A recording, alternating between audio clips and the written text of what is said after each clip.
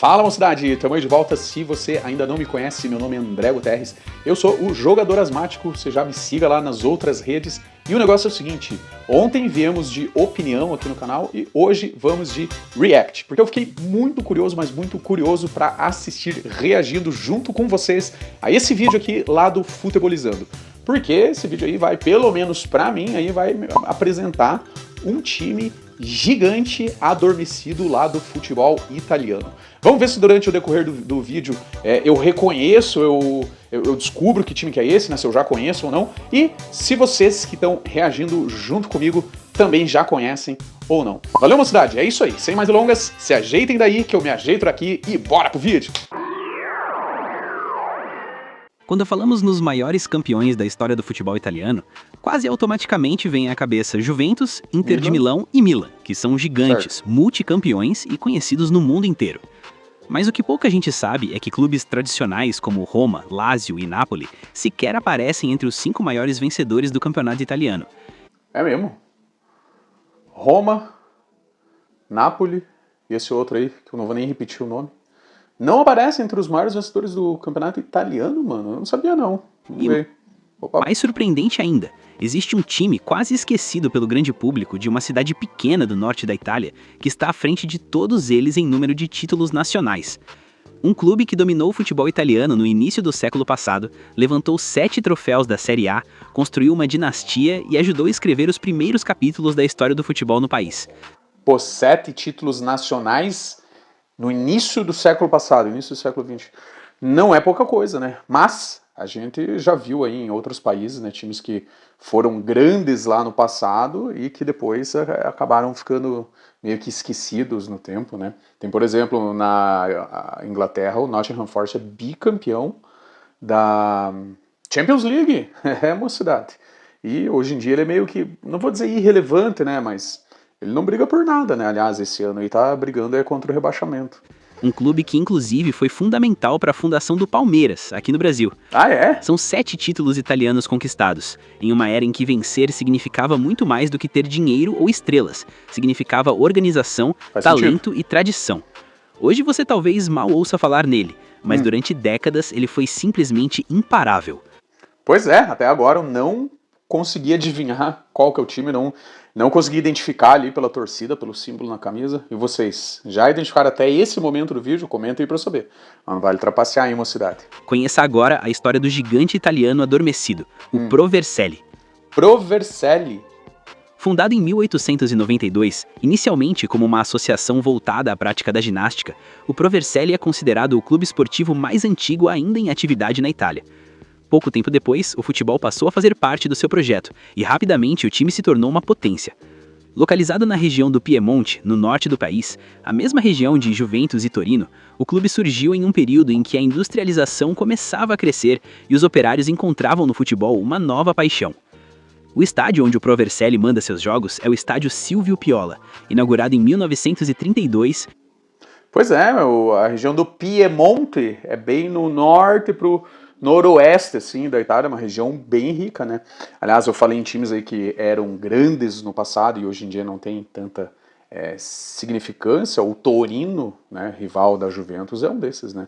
Torino, nos anos 40, anos 50, dominava o futebol italiano e era um dos grandes da Europa. Mas um acidente aéreo acabou com o time, né? Time que seria, inclusive, que era a base da seleção italiana que disputaria a Copa do Mundo de 1950 aqui no Brasil, cara. Infelizmente, todo mundo faleceu naquele acidente aéreo. E o Torino, que até então era gigante, nunca mais voltou a ser o mesmo, né? Muito triste. E reformado em 2011 e 2012, com capacidade para pouco mais de 4 mil torcedores.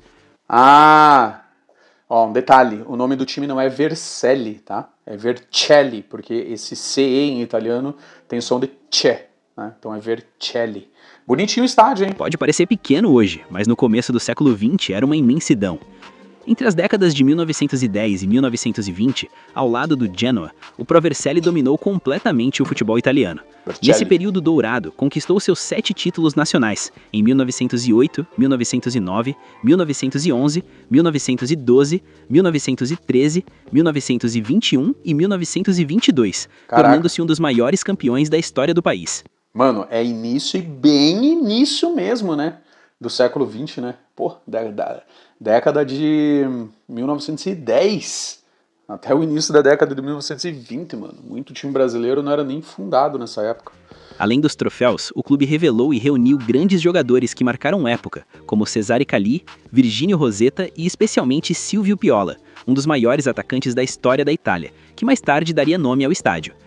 Muitos atletas do Pro Vercelli também integraram a seleção italiana que conquistou a Copa do Mundo de 1934, comprovando a enorme influência do clube no futebol nacional. Porém, como toda grande história, também houve um ponto de virada. Em 1935, o regime fascista de Benito Mussolini interferiu diretamente no clube. Pois é, mano. Na hora que ele falou ponto de virada e mostrou essa foto e os caras fazendo esse gesto, mano, já imaginei, mano. Putz, cara, que foda, mano. O ditador, que era torcedor do Lazio, obrigou a transferência de jogadores importantes do Pro Vercelli para equipes da capital, enfraquecendo drasticamente o elenco. O resultado foi trágico. O clube acabou rebaixado para a Série B e nunca mais conseguiu retornar à elite do futebol italiano. Bom, não é só por isso que esse cara é um pilantra, né, mano? Todo mundo tá ligado quem foi esse cara aí, né? Que absurdo, mano, que absurdo. Décadas depois, já em tempos modernos, um nome conhecido do futebol mundial voltou a colocar o Pro Vercelli nos holofotes, mesmo que brevemente. Alberto Gilardino, campeão do mundo com a Itália em 2006 e ídolo da Fiorentina e do Milan, assumiu o time como treinador na temporada 2019 e 2020, mas a passagem foi curta e sem grandes resultados. Apesar do declínio esportivo, o Pro Vercelli deixou uma herança enorme, inclusive fora da Itália. No início do século XX, o clube realizou uma série de amistosos no Brasil, principalmente em São Paulo, encantando a colônia italiana com seu estilo de jogo. Esse impacto foi tão grande que ajudou a inspirar a fundação do Palestra Itália, clube que mais tarde se tornaria a Sociedade Esportiva Palmeiras. Olha aí, então, hein? Não sabia, hein? O Pro Vercelli foi uma inspiração para o Palmeiras ser fundado, hein? Não sabia. E o Corinthians, grande rival, é a inspiração do Corinthians da Inglaterra, né? Então, duas inspirações europeias aí. Essa ligação histórica permanece viva até hoje. Em 2021, o Pro Vercelli lançou uma camisa especial na cor verde. Pô, pior que é foda ouvir o mano aí do Futebolizando falando Pro Vercelli, né? Porque eu tô ligado que é Pro Vercelli, né? Daí fica estranho ouvir falar isso, né? Mas com certeza o mano aí não fala italiano, né? Então, tipo, aí ele tá lendo com a pronúncia do português, né? Mas é Pro Vercelli, que dá tipo um tique. Perché io parlo italiano, amici. Sabiam disso? Eu falo italiano. Homenagem ao Palmeiras. E chegou até a disputar partidas usando o uniforme, emocionando torcedores brasileiros e reforçando uma conexão que atravessa continentes e gerações. Pô, legal, hein, mano? Vocês sabem que eu não curto a cor verde, né, mocidade, né? Que eu sou meio clubista e eu sou atleticano, né? Mas essa camisa verde dos caras em homenagem ao Palmeiras ficou da hora, hein? Será que eles nunca fizeram um amistoso mais recentemente contra o Palmeiras? Será que só esse lá de 1920 e pouco, mano? Porque eu lembro que o Corinthians inglês, ele veio ao Brasil ali por meados de 2010, eu acho, para fazer um amistoso contra o Corinthians. Será que foi na época do centenário do Corinthians? Não sei, não tô ligado. Se vocês estão ligados quando que foi esse jogo, comenta aí pra eu me relembrar. E também se tiver algum corintiano inscrito no canal, aí comenta quando que foi o centenário do Corinthians, valeu? Assim, mesmo longe dos holofotes atuais, o Pro Vercelli segue sendo um verdadeiro monumento do futebol italiano. Um clube pequeno em estrutura, mas gigantesco em história, pioneirismo e títulos. Pô, verdade, e agora mano. Fica a pergunta. Quantos gigantes da história do futebol você conhece que foram simplesmente engolidos pelo tempo, mesmo tendo conquistado tudo o que era possível na sua época? O Pro Vercelli prova que grandeza não se mede apenas pelo presente, mas pelo impacto que um clube deixa na história.